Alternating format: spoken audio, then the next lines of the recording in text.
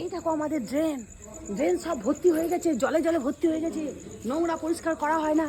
প্রচুর মাছ, ইলিশ মাছ, মাগুর মাছ, কই মাছ, রুই মাছ, কাতলা মাছ, বড় বড় মাছগুলো সব ড্রেনে চলে আসছে, পুকুর থেকে চলে আসছে, এখান থেকে সেখান থেকে, কোথা থেকে আসছে জানি না। ইলিশ মাছ কোথা থেকে আসছে সেটাও বুঝতে পারছি না, সমুদ্র থেকে না নদী থেকে চলে আসছে, কিন্তু চলে আসছে ইলিশ মাছ সব।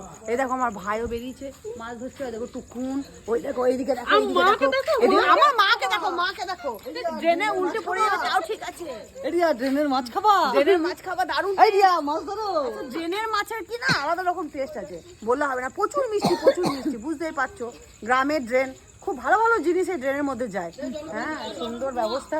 এই দেখো সবাই মিলে মাছ ধরছি আমরা। কালকে হাটে আমাদেরকে দেখতে পাবে, আমরা মাছ বিক্রি করবো, খানিক ঘরের খাবারের জন্য রাখবো, আর বাকিটা বেঁচে দেবো। এত মাছ পেয়েছো? এত মাছ পাচ্ছি, আর মা দেখ রাতের ঘুম উড়ে গেছে মায়ের মাছের জন্য। এইখানে বড় মাছগুলো নাই।